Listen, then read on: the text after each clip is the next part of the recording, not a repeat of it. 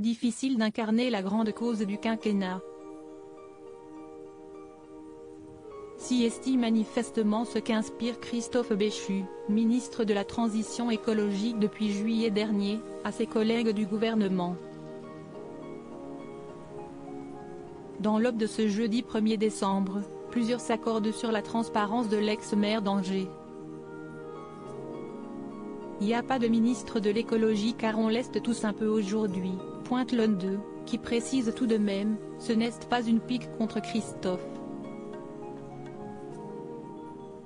La remarque a déjà été faite au principal intéressé au cours de l'été mais rien n'y fait, même prioritaire dans le second quinquennat d'Emmanuel Macron, l'écologie ne serait pas assez représentée par l'exécutif.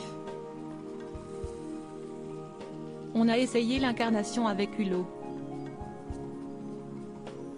Il parlait beaucoup mais il n'a pas gagné grand-chose dans les arbitrages, note toutefois un autre ministre dans l'hebdomadaire. L'écologie et les collectivités territoriales, ce n'est pas facile à incarner.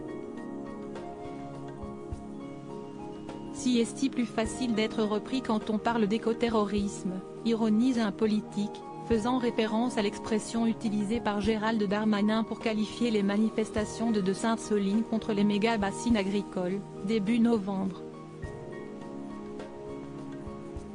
Supérieur à Dominique Faure, François Braun, Catherine Colonna, qui sont les ministres du gouvernement Borne. Christophe Béchu critiqué pour son manque d'expertise. Christophe Béchu n'est pourtant pas un inconnu. Secrétaire général d'Horizon, le parti d'Édouard Philippe, le ministre est une figure de la droite.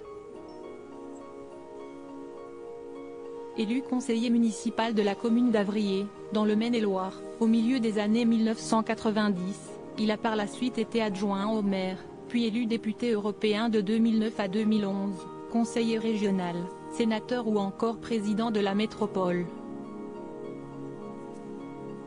Son manque d'expérience en matière d'écologie a toutefois été pointé du doigt, à sa nomination en juillet dernier.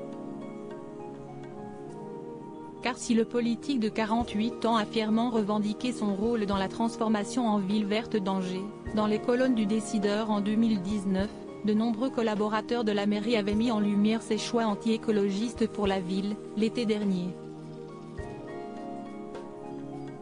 Le jour de son arrivée au ministère de la Transition écologique, Sandrine Rousseau n'avait par ailleurs pas manqué de souligner l'incompétence de l'ex-élu dans le domaine.